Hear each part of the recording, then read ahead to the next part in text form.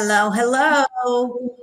Welcome to our, I think, fifth or sixth casual conversations. Welcome, everyone. We are going to give you all time to log in. I know we started a little bit late. Really, this is lunch hour, so we're trying to get everyone situated into lunch hour, which is funny. We normally do this at like 7 p.m., I want to say. We all have kiddos on this call. And usually that was bedtime. And so it's like, perfect, we'll put the kiddos to bed and present. But now our kiddos are older and they're still up. So we decided lunch hour, which I will say is kind of a bummer because when we used to do this in the evening, I would have a glass of wine while we chatted. And this year it's just water and hot tea because I'm battling norovirus. So So if I have a coughing spell, you know why. But welcome, everyone. I'm so happy you are here. Again, I'm going to give it a little more time. It looks like we're getting a few people logging in. Welcome, welcome, welcome.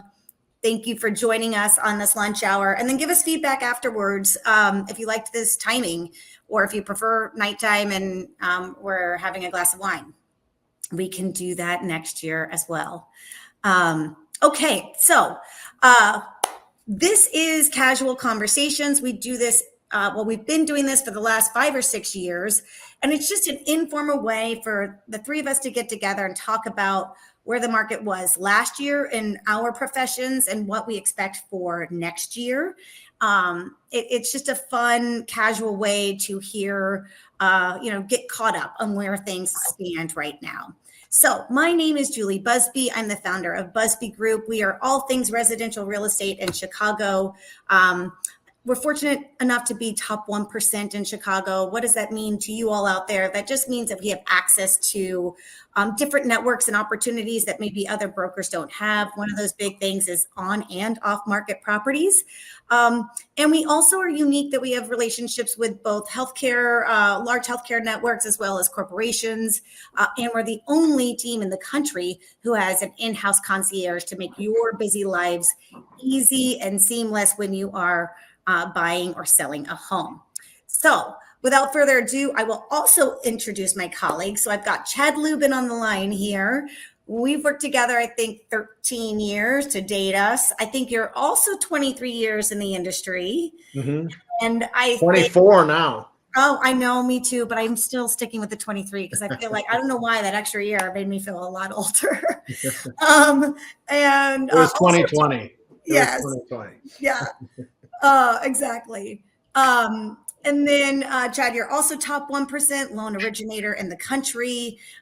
Say hello and anything else you want to add. No, I appreciate you having me on. It's funny. I work with quite a few, I'd say up to 50 real estate agents, and there are only 2 out of the 50 that are top 1%ers like you that do this for their clients and keep them engaged and keep them educated on what's going on and supports what they say, not just by saying it, but gives the data, takes the time to put together a presentation. So I just got to commend you for your professionalism, Julie. Thank you. Thank you. And I know you know this, but we do this throughout the year. So this isn't the only one. So please let us know if you're out there, if you have an idea of first-time home buying or investment opportunities. Let us know what's on your mind and we will happily put together a presentation. And then without further ado, she makes this a fun party. Marcie, Blanco, we are so happy you are here. We also have known each other for, I think, 13 years, have worked together with a lot of clients as well. We met each other at Belgravia, one of Chicago's top developers. I like to say the top developer. She was their in-house designer. But I'll let you say how magnificent and wonderful you are that our team already knows and a lot of our clients know. Thank you so much. And I'm happy to be back.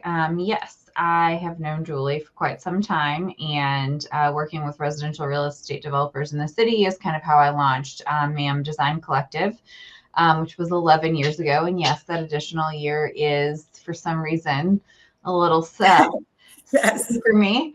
But yeah, we've done, we've helped bring residential real estate developments, 50 unit projects to market. We have worked with the buyers, from pre-construction to delivery. We also do your more typical, residential interior design. That's, kind of our favorite thing to do, to dig into spaces for individual families. And we love referring back and forth, with Busby Group. And she is my broker and I am her designer. And we work together in kind of all ways. And it's always been a great relationship. And she will be my forever broker. So nice Well, to yes. Well, all three of us, obviously our professions, intertwine because working with a designer can help you get your home ready. And also you can help get your home how you want it after you buy it. And Chad, obviously we all intertwine. So it's great to all be here. And as along the way, if you have questions, please feel free to put them in the Q&A or in the chat. In the chat, I think you can actually send a private chat to us if you wanted to keep your Q&A private, because I'm not sure if you can do that or not. So here, I'm going to do public Q&A, and then the chat, you can actually send us private messages. Okay, so there you go. So I will get started, and then I'll pass the baton along the way. So as I share my screen, know that Webinar Geek is amazing, but when I share, I can't see you all as I share. So I will just be into my data as I am sharing. All right, can you see the market data page? Yep. Okay, perfect. Thank you. Okay, so one thing that is amazing about our Busby Group website is if you go to Busby Group /market-data, this is live data. It is truly live. We have coded it. We go in directly from the MLS and share and feed this. So we have it by all of Chicago, by different neighborhoods in the city. And then we also have it by suburbs as well. So this is really amazing. If you're looking to sell, you're looking to buy, please earmark this. This is a great live data page to look at. So I wanted to go into market data of all of Chicagoland just to kind of give a background of what 2024 was like and what we expect in 2025. What I will start with is that we had the slowest year in number of sales nationwide and in Chicago in 30 years. It was the slowest we've seen since 1995. Crazy. So usually what drives the market for real estate is jobs and rates, which absolutely, those were big factors this year. And Chad will get into rates about what happened last year and what to expect this year. But a new category to talk about is inventory. And I'm glad that we're tracking that. Busby Group has been keeping an eye on inventory because we find that crucial as well. So the very first category you're going to see here is inventory. So if you see from 2024, to today, we continued to decline. Nationwide, we actually had a little increase in inventory. Chicago did not. We had a decrease. Let me see I can actually give you the numbers. We went down. So attached, when you see attached on our data page, that means a condo. That went down by let me see here, 6.7%. Single family homes went down by 9.5%. And then we also are tracking multi-units because we have so many investor clients, and that went down by 16.5%. So why was inventory down? A few reasons, and Chad, I'm sure you're well aware of this, but about 65% of Americans who own a home and have a mortgage or own a home have a 4% or less interest rate. So the sellers weren't as motivated. Also, we've been looking for some job increase, which I will share in a second, is increasing. So that is good news. I'm just going to stop you because I know you can't see what we can see. It looks like only the Webinar Geek page is showing up and we're not seeing your data. Oh my goodness. Okay, give me 2 seconds. Thank you for sharing that. Hold on. Let me share and go Chicagoland, share there. Now there can you see? Yep. Okay. You're so good. This was where I was. Let me show you the main page here. This is our main market data. This is Chicagoland. You can see the different neighborhoods and suburbs. And then I was in Chicagoland. So this is where you will find this data. Inventory, you can see we've gone down, and I gave you the percentages of how we went down. and multi-units also went down. So the good news for 2025 is we are projecting inventory to go up. Reasons why is we do see some increase in jobs coming along, and people just need to sell. It's time. They've been waiting. Inventory, usually is pretty slow during election year, but this next year we are expecting inventory to increase. So what does that mean for you all as a buyer and as a seller? So as a buyer, good news, you're finally going to see additional inventory and more options for you. And as a seller, time the market right, because I think the inventory is going to slowly creep up. I don't think we're just going to see it immediately after Super Bowl this year. So if you time it right and you come on earlier in the year, while demand is already picking up, you will beat the other inventory and have a successful sale. So obviously speak to us offline and we can help you time the market for that. Speaking of time, average market time. So usually when inventory goes down, market time goes down. You'll see we kind of leveled off in market time. We didn't have it go down. That's because, again, buyers just weren't motivated. It was election year and they weren't seeing a lot of new options. So they just were stagnant in their timing of purchase. So that is very interesting. But what we do find is that we are predicting that this next year market time will come down some. So what does that mean? It's going to be very different by neighborhood. For example, suburbs average market time is around 20 days. Average market time in Lincoln Park is around 30 days. Average market time in Gold Coast is 100 plus days. Gold Coast has just had, it's just been slower. In Gold Coast and River North, it has been a little bit slower in these last 2 years. So also get with us and talk to us about, how quickly do you need to move? So as a buyer, make sure you are prepared and know, the average market time in the neighborhood you're looking to know how quickly you will have to move. Make sure you're pre-approved and ready to go. As a seller, you don't want to have that long market time, especially in those slower market time areas. How to do that, present your home well. We can work with Marcie to get your home in a great presentation with staging, etc. And then also pricing. Pricing obviously will help your market time as well. Okay, so other information, of course, we want to look at is average sales price. So we did see prices go up last year. And let me scroll along here so you can see it did go up in 2024. To give you the exact numbers, condos went up 8%, single family homes went up 9.7%, and multi-units went up 7.8%. To give you an idea, since 2020, since COVID, prices went up 44.7% in Illinois. Chicago, somewhat similar. I want to point that out because one, as a buyer, what does that mean to you? It means that your asset will increase in value. So you're going to have equity. And as a seller, what does that mean to you? You might be able to get that dream price to where you can move on to your next chapter, maybe another property, maybe a downsize. So, Chicago is still a sound, solid investment. So what are the biggest takeaways? I will stop sharing now. What are the biggest takeaways for what to expect in 2025? So I already touched on it, but we are expecting some more inventory. We are expecting some job improvement. We do see that prices will go up about 2 to 4%. So last year we saw around 8-9% in the city and in Chicagoland.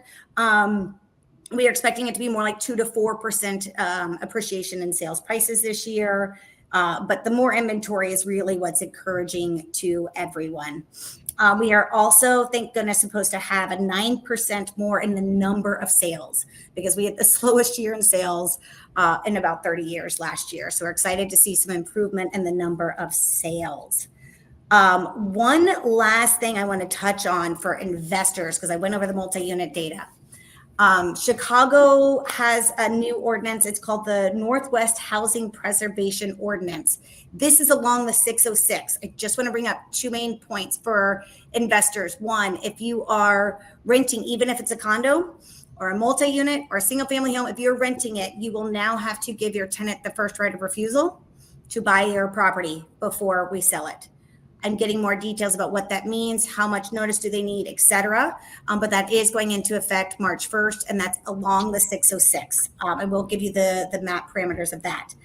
Next, we have a lot of clients out there who love to tear down, build a new single family home, even if it's their family's dream home, or also investors and developers out there. Just so you know, along the 606, to tear down, your permit price is going down up from $15,000 to $60,000. So as you're running numbers, see if that makes sense. So without further ado, I will pass the baton on to Chad, and then we will look at all of your questions at the end, and I will answer all of your questions. That was amazing. I had not heard about the Northwest. Say the ordinance again. Yes, I will repeat it because I always mess it up, fumble it. Northwest Housing Preservation Ordinance. Ooh, that is a big change. It is. It is. And I get the thought behind it. We just need to make sure our investors and those who either are families out there that were wanting to build their dream home. I mean, Marcie, you know that. We talk about doing. I'm literally looking at the 606 right now. Really? It's outside my window. We look at it every day. I watch all the other people exercise, and I'm like, that must be nice. Yes. That looks like it would be effective. Yeah. But what's interesting is even if it's a condo or your townhome and you're renting it, just a single unit, you now have to give the tenants a first right of refusal to buy your property. That's interesting. Yeah. All right. Well, I wanted to get into what happened last year and then what I think will happen this year. So Julie said a lot of what I would have regurgitated. She's going to be on the local level. My numbers are national. So she'll give you kind of the snapshot of the Chicago market. I will give you what the whole country did. So this is what's called mortgage-backed security trading. So everyone focuses on what's the Fed going to do and what's the new president going to do and what are all these policies going to mean for interest rates. Always remember this. They can influence interest rates. They can't set them. The open market sets mortgage rates. They can set some interest rates, but when it comes to mortgage rates, that is an open market trade. These are called mortgage-backed securities. So they literally change every second of every day. You can see it right up here in the corner. We're down 8 basis points today. That's literally changing second by second. So mortgage rates are real time, second by second. If you ever watch a financial show like CNBC Squawk Box, you'll see all the stock tickers below and the prices are always changing. That's what mortgage bonds do. So mortgage rates are always changing. And Julie said a key word for you, preparation. And I want to prove this to you, why it's so important to be prepared. Because I came on here last year and I said, hey, marry the home, date the rate, divorce the rent. And I said that a lot throughout the year, and I got some hate mail through DM, and you were wrong about interest rates. I'm like, actually, I wasn't. You just weren't prepared, and you did not jump at the opportunity because interest rates were as high as 8.75 on a 30-year fixed right here. 8.75 April 24th and April 16th. They were as low as 5.75 on September 30th. Guess how long that rate lasted, Julie? I remember, Chad, because we were talking and, I'm going to mess it up, but it was a few hours or a day? 2 hours. Yeah. 2 hours. So you can see these padlocks for me. These are all my clients that I locked in on these rates, right? So this is a year snapshot. So we went all the way. We traded in between 8.75 or 8.5 to, sorry if I said that wrong. This was 8.5 to 5.75. So that much volatility in interest rates. And you can see the higher on this chart is the lower mortgage rate. So high on this chart is lower mortgage rate, low is higher rate. So from April 26th to September 30th, it changed from 8.5 to 5.75. So it truly can change that quickly. And the unfortunate part is we had about 230 people that had purchased in 2023 that should have refinanced because they get automated alerts from us here. And guess what? 52 people took advantage of it because everybody thought they knew better than me that rates were going to keep going lower. This just proves it lasted like, in the high fives for only 3 days here. And then it just skyrocketed back up. So the markets are very, very volatile. So that mean for you? And I'm going to stop sharing that bond chart and start showing some predictions. And I'll do my best to have a half-hour presentation into about 13 minutes. So I'm going to go really fast and just stop me if anything doesn't sense. Can you see this okay? Yes. Okay, perfect. So what Fed going to do? Remember, the Fed can impact interest rates. They can't set them. Their policies can influence the markets, but not set them. So one problem you've probably seen or will see is they've cut 3 times, and guess what? Mortgage rates have went up. And let me show you why.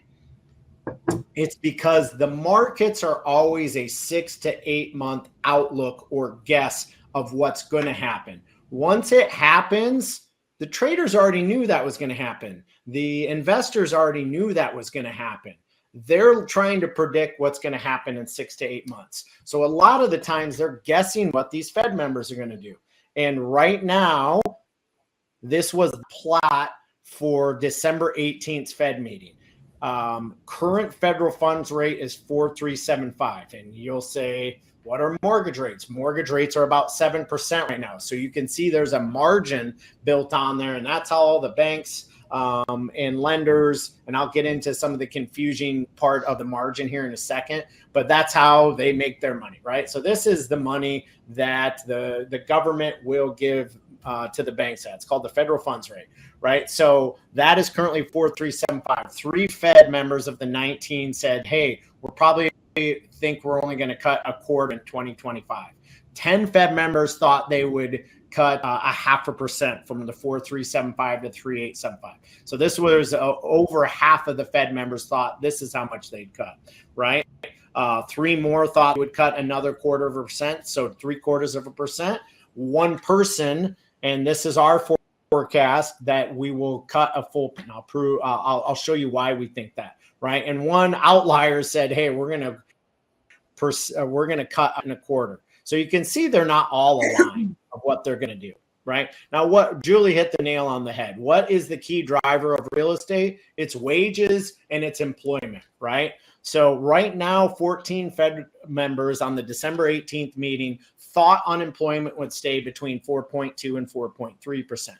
5 members thought 4.4 to 4.5. So they thought it would get a little bit more. So the job market would get worse, more people unemployed. And unfortunately, when we're dealing with inflation, I know I'll get hate mail for this too, but you actually need job loss. And it's terrible for the people that go through it. And we've had our whole industry on the mortgage side cut in over half. There's 60% less loan officers and close to 70% less operations people in the last 2 years. So we've seen it as much as any industry. It's been a tough 2 years for us, right? But that's what you need to get inflation under control, is you need less money circulated in our economy. So inflation is just truly too many dollars chasing too few of products. And that's what you're seeing in real estate. Not enough inventory, right? And too much demand. So what can cut that? Unemployment, people losing their jobs, unfortunately. But just a little shift up, and all 14 members, and 14 out of the 19 members are wrong. 2 shifts over, and all of them are wrong. So it doesn't take that much to go from here to here. And I'll show you why I think that might happen here in a second. Okay. So inflation, that's going to be the driver of mortgage rates and every interest rate. Mortgage rates will follow inflation. So right now, there are 2 main indices that the Federal Reserve looks at when it comes to inflation. There's what's called the core PCE, and there is also the PCE. So there's 2 different indexes that they look at to get their measure, right? So in the core in PCE, 18% of it makes up from shelter housing, right? That is 4.8% year over year, right? Well, and it's silly how the Fed looks at these numbers because they don't take into consideration housing. They only look at rent. So it's a ridiculous lagging old data model that they used. That's what I believe the new administration, if you saw Trump's executive order, he said, I'm going to get interest rates down. And I know sometimes he kind of pounds his chest and people don't like his delivery, but that is what needs to happen. But how he's going to do it, because he can't force them to do it, is by making them use real-time data that we now have access to that they're not using. That's the frustrating part on the lending side, is we believe inflation's already towards their target, and I'll show you how. They're just looking at it wrong, and they're using antiquated old data models when we have real-time data. So my favorite real-time is CoreLogic. CoreLogic's a third party that Compass uses, that Cross Country Mortgage uses, that a ton of real estate brokerages and mortgage lenders use. We trust this data. We trust this source. If you look at their real-time data, that isn't a one-year lag like the Fed uses, it's at 1.7, and that's 18% of this overall, right? So this is why we believe inflation's not as high as they are reporting, right? And it's because if you look at the real-time data, they're 3.1% overstated.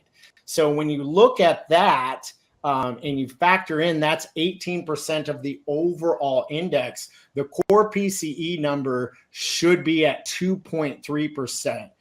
If you take out the shelter lag, right? So if we can get them to shift to the real-time data instead of using the old antiquated models that's called the BLS, the Bureau of Labor and Statistics, it's a government entity. If we can get rid of that data and reporting and use current real-time, we believe we're already at the targets that the Fed has set. And what does that do? That makes them be more aggressive. And if you look at their history, they've been dead wrong now for 5 years. They kept interest rates way too low for 2020, and 2020 it was needed. I thought it was a good measure when we were going through COVID. We needed some stimulus, right? Right move to make. The problem is they look at these old lagging data models that you lag up to a year. They're a year behind the information. So they kept interest rates too low for too long.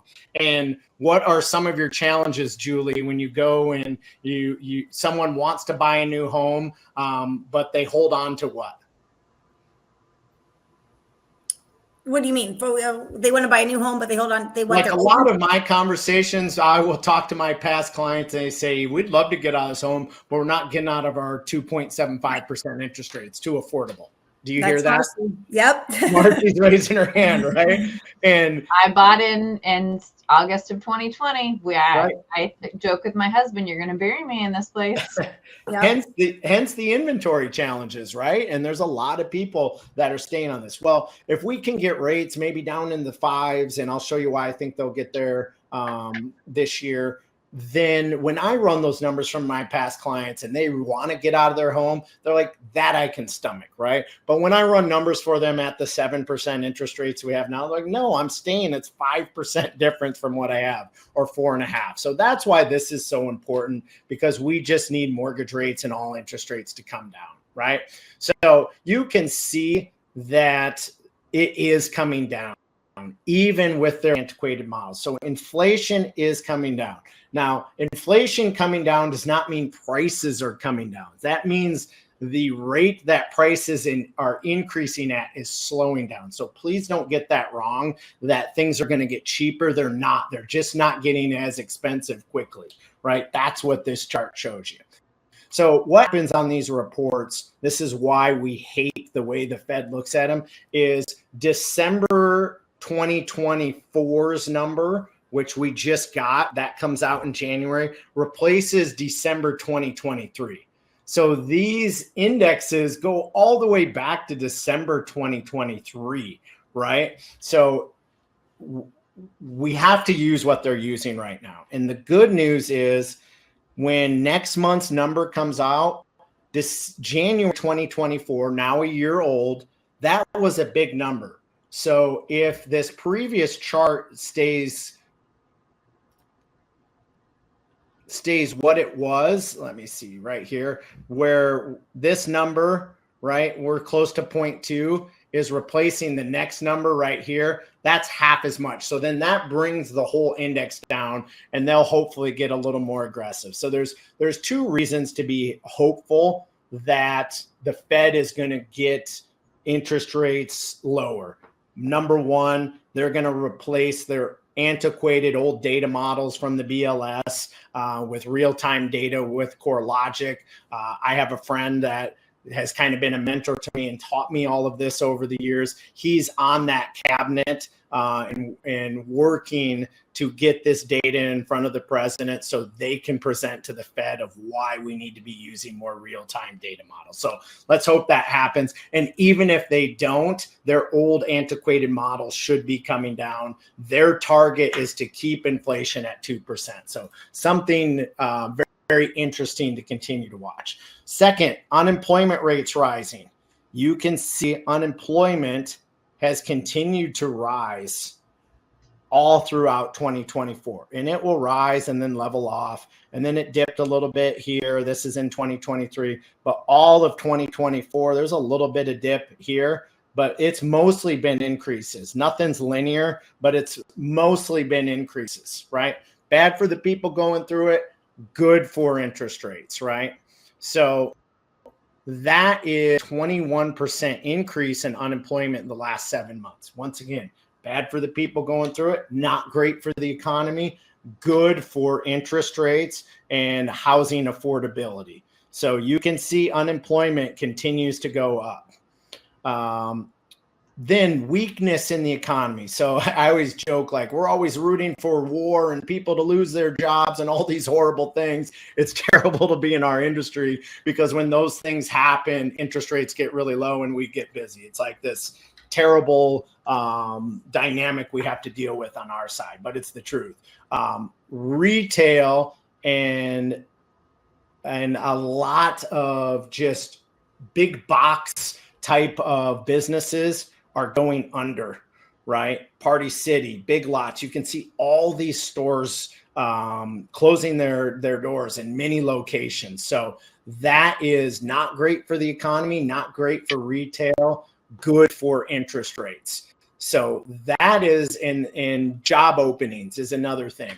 That has been a steady decrease, right? So if we look back to 2022, there's 12 million job openings per month. That's down now to under 7.7 million. So you can't get a job if there's not an opening. So unemployment up, job openings down. These are the two reports that we look at for overall employment strength, right? So when supply can catch up with demand, that's when you'll see housing prices stabilize. Until then, it's simple economics. There's not enough supply, like Julie said, to keep up with demand, right?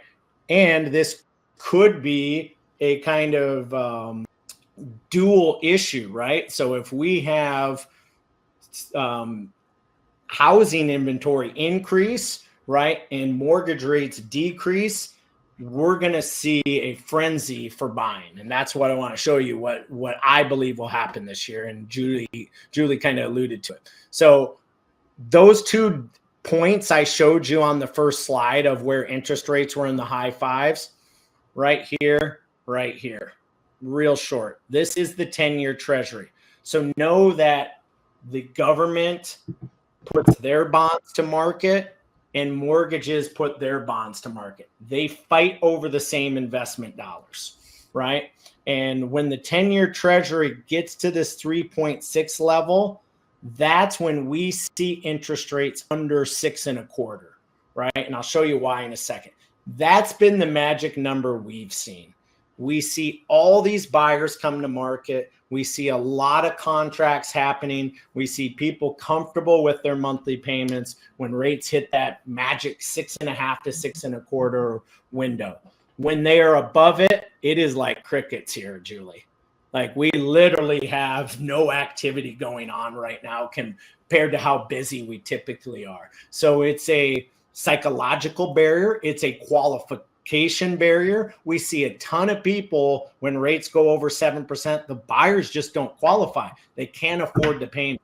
When they go to 6.25 and below, we see all this qualification, all these new buyers come to the market. It's just this barrier that we've noticed, or the pattern that we notice with most buyers. And I coach mortgage lenders all across the country. This is from about another 30 to 40 top producing loan officers that feel the same. So where could mortgage rates go? The 10-year treasury, 3.6% or less. That's something you want to track, because that will help shrink the spread between treasuries and mortgage rates. And let me explain this in a second, right?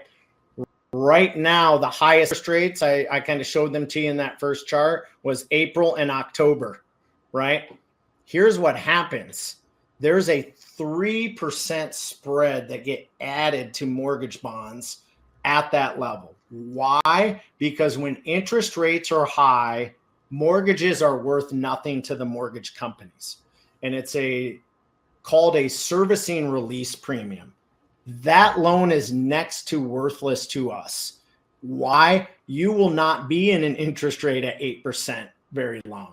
We know you're going to refinance out of it quickly. So the mortgage companies are taking the risk to lend you the money, knowing you're not going to be in that loan very long. They got to pay out commission. They got to pay all the underwriters. They got to pay all the closers. All this money goes out at those higher interest rates, and you're going to maybe stay in the loan 6 to 7 months, right? That was when rates hit that high 5%, I told you I had like 52 clients that took advantage of it, right? Those people were only in those mortgages like 6 months. We didn't even make the money back in our hard costs. So what happens is there's a spread put on it to even allow lenders to even come close to breaking even what they cost. It's what's called a servicing release premium, right? So that's your loan gets sold on the secondary market, whether your bank keeps it or not. Just whoever you make the payment to doesn't matter. That note still gets sold on the secondary market. There's a spread that has to be put on that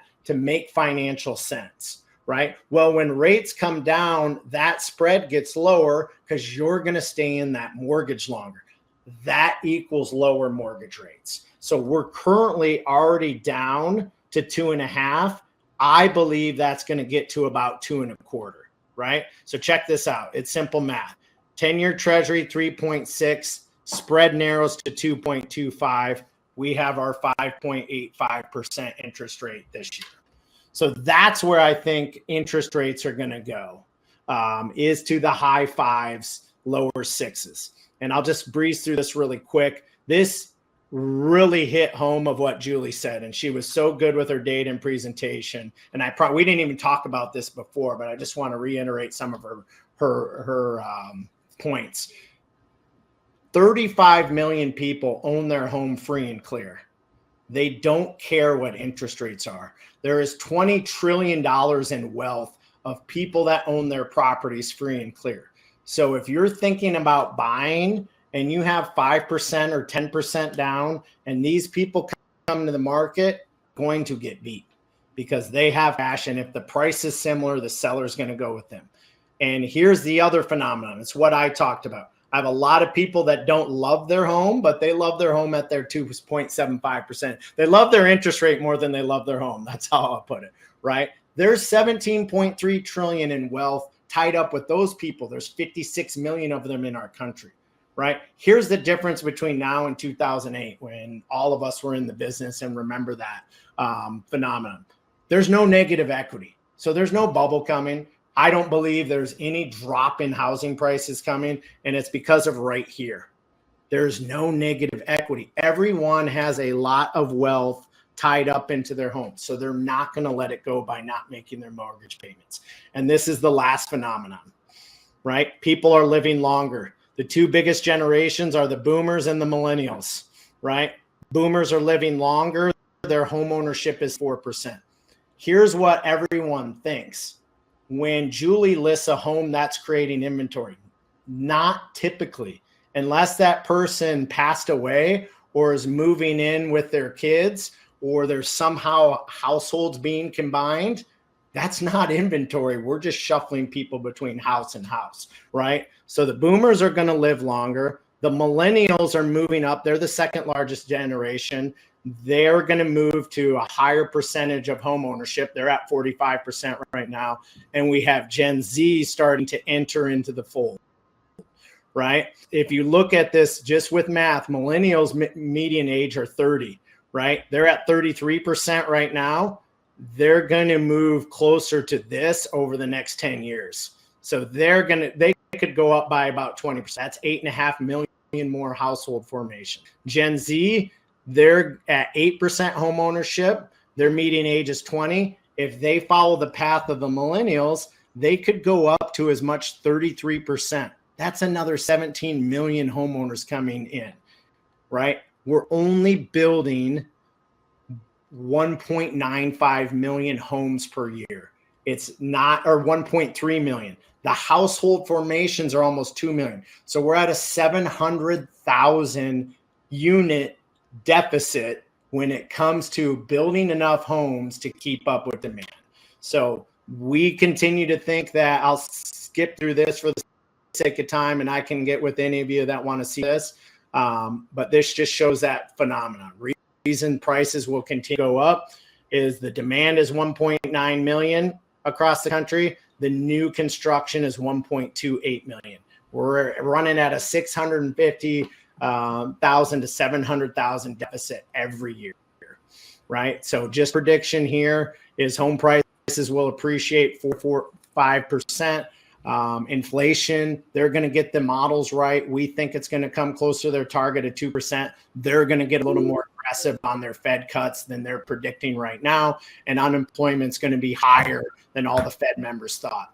So that is why we believe rates will decline to about 5.75 and housing will go up to about 4.5. Well, that's good news about some of that. It's all of it except the unemployment is good news. Exactly, yes. But rates, more inventory coming. Yes, that's, and I like that our numbers were aligned. We're doing our same data research. So that's good.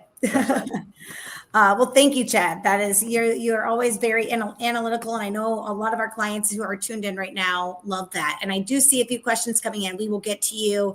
Right now, I'm going to let Marcie go into all the design trends for those of you who just bought a home, or also those who might want to get their home ready for the market and what the trends are looking like. So dive on in, Marcie.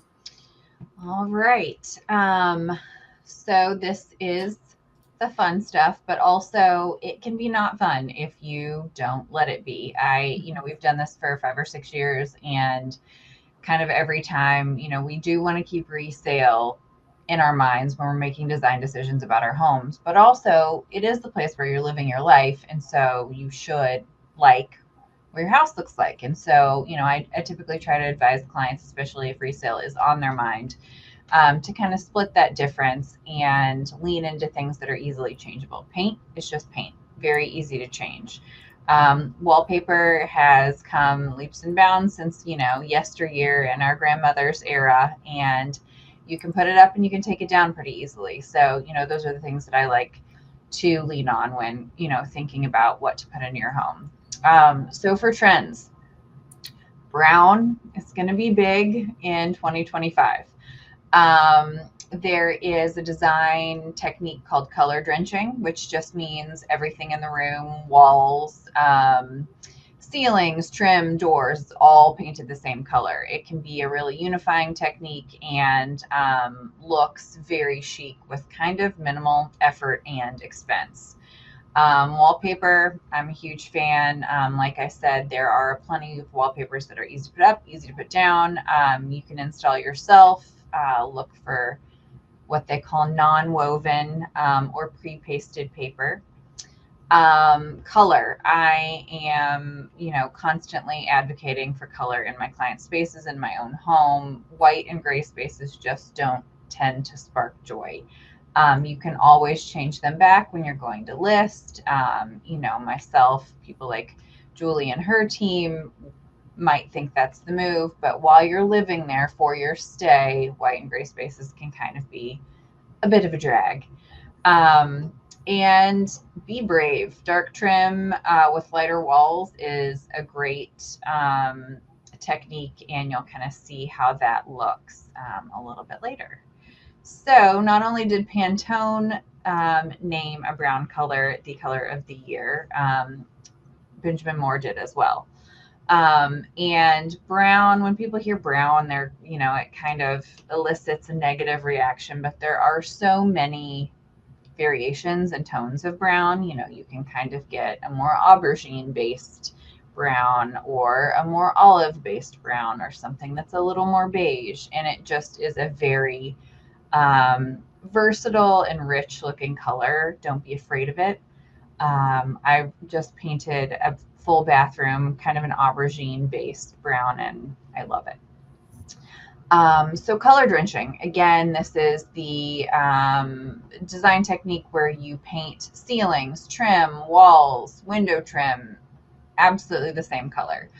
You can take it a step farther, like this green room, and put everything in the room to be the same color. I think it's a little tougher to execute without feeling a little, I don't know, contrived or a little gimmicky, but it can be done well. Kind of in this space, the walls and the cabinets are the same color. And if you have a smaller space or shorter ceilings like here, it helps keep the visual noise down a little bit and unify the space, and is a really good design technique. Marcie, I don't think we're seeing what you're looking at. We see your main headshot of the Weird. Yeah, I know, right? I had the same thing, as you know. Yeah. So, all right. Well, let's see. Let's try this again. Maybe I'll do. And it may be because I saw like the side. We could see like the side, maybe like. I know, this is scary. Here we go. There you go. And now we can see. Okay, we saw the brown on brown, which. Okay. Now, yep. You're seeing the brown slide and then color drench slide. Yes. Now we see color drench. Okay, yes. Great. So I was talking about this green room. Everything in the room is green. And that's can be a little gimmicky, but I think that this yellow kitchen is really effective. Again, they've got lower ceilings, but this kind of quiets the visual noise and unifies the space. This slide over here with the blue rooms, you're looking from a color drenched room into another one, and that's also a really nice effect. Wallpaper, always and forever a favorite. I will encourage people to try to hang it yourself. If you're on a budget, it can be done. There might be more cuss words than you would care to admit, but it's really not as hard as it used to be. And wallpaper can get expensive, which is why I love wrapping a wallpaper in trim. So whether it's on the ceiling or on your walls, creating a trimmed installation, you have to buy less wallpaper and you still kind of get that effect of having wallpaper in your space. Next is kind of my ode to color. This blue tile, it's kind of color adjacent. It's a really washed out blue, but you still get the effect of having a colorful space.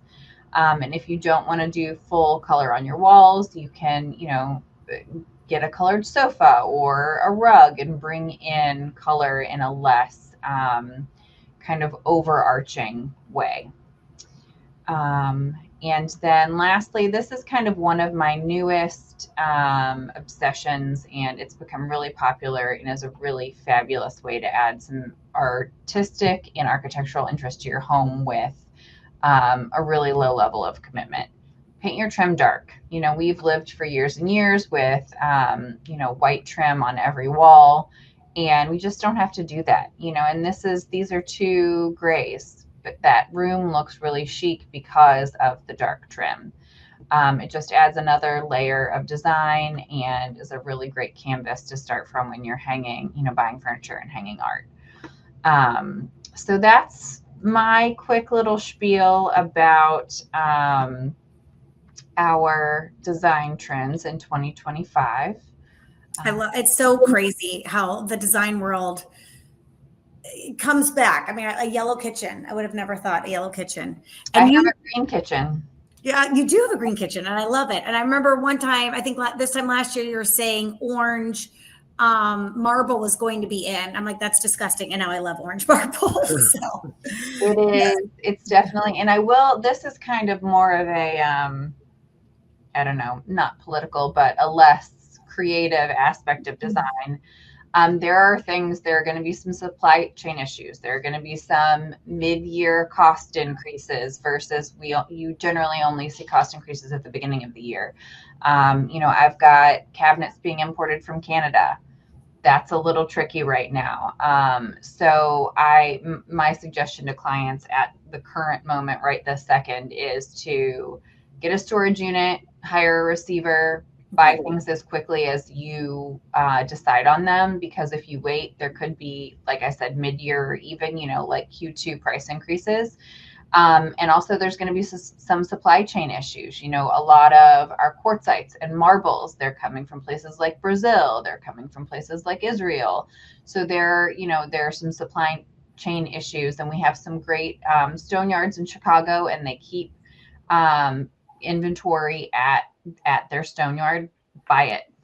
They will warehouse it for you, tag it, and make it be yours, because it might not be there in 2 weeks, and we might not be able to get that particular type of quartzite or marble that you love.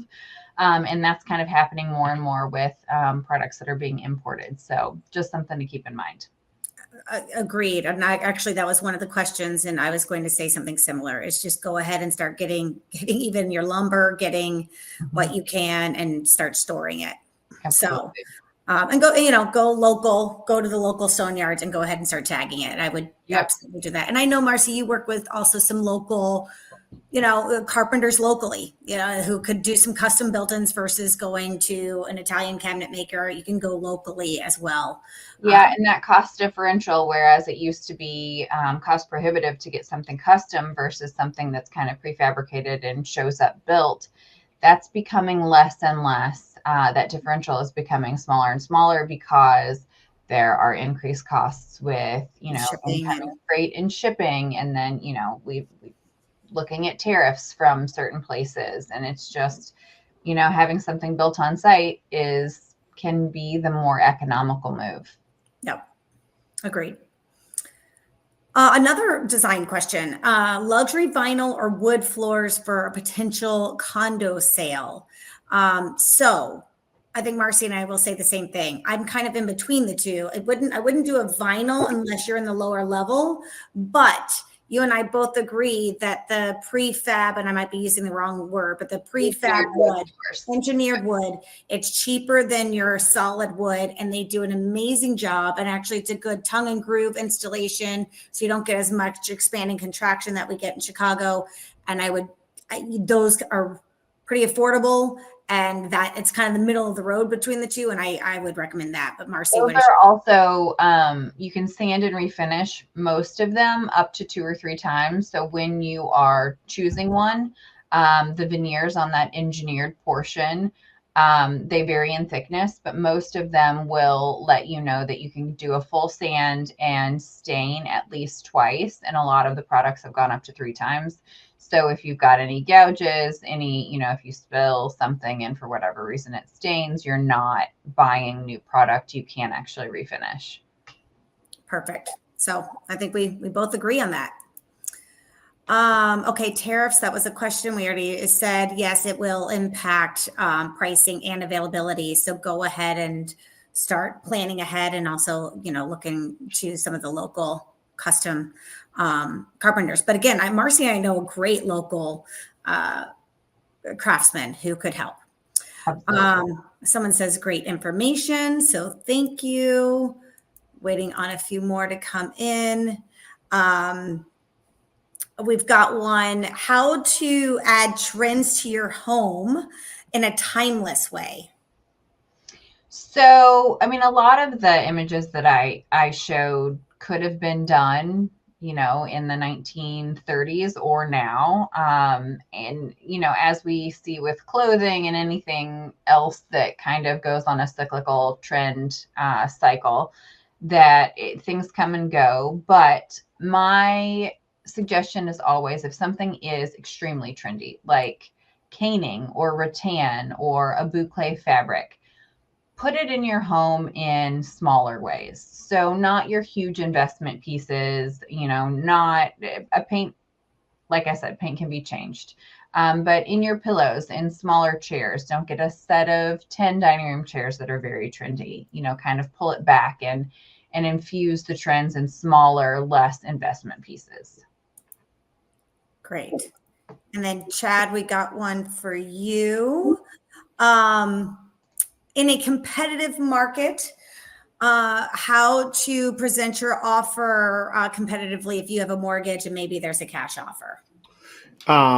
We have a program that is called Cash Plus. So if you go through the pre-approval process, we guarantee the loan, and we tell the sellers, hey, if the buyer doesn't perform by the closing date, the next day we'll pay cash for the property. So we've been able to present it as a cash offer with the right to finance. And I always feel my job is to help you look better than all the other financed offers minus price. The price has got to be between you and Julie, but also to be able to compete with the cash offers if prices are similar. And that's what that product does. Quick closings. We close as quickly as 10 days right now. So sometimes quick closings. And then we have a insurance called appraisal gap coverage insurance. It's just a loan amount that kicks in to cover any appraisal gap coverage. And a seller a lot of the time wants to know if they're going with the financed offer that you're not going to scrutinize the appraisal if it comes in a little low. So those are the three main tools, Julie. And those are really impactful, and also working with a lender who will reach out to the listing broker, the broker who's representing the seller, and say, hey, this is a solid client. I've worked with them in the past, or, they're already pre-approved and our pre-approval is more stringent than others.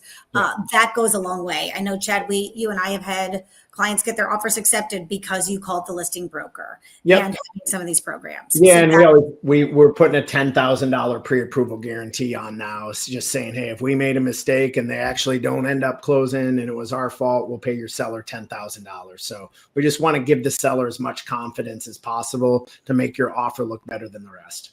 That's amazing. I will say, yes, Julie helped me beat a cash offer for the home that I'm in right now. So it's doable. Don't be discouraged, because we do know that those cash buyers are out there buying up properties. But as someone who is taking out a mortgage to buy your home, it is doable to beat it out. If you have the right people in your corner, if you have the right team behind you, you can beat out those cash offers. I'm so glad you said that. I met with a new buyer yesterday and we said that, and I think people don't believe it, that we could beat out even, as a higher and cash offer. How and why did that happen? Sometimes it's just living proof, right? Having the right team in place, because they know we'll get it closed. They know we give sound advice. They know we're working with the right lenders. So absolutely. Another question: how should first-time home buyers be approaching this type of real estate market in terms of deciding to continue to rent at a high cost or buying at a high rate? I'll give a few points, and Chad, I'm sure you will as well. But I think if anything we learned from this presentation is that from all of us is that real estate is a good investment, and you will have appreciation in equity. Chicago is a strong real estate market. We're not one that goes up high and crashes. We just never are. We're slow and steady, runs the race, and we will have built equity along the way. And rental costs, Chad, you and I usually go over that, but I think it's so insane right now that maybe we didn't go over that slide today, but it is rental prices are through the roof right now.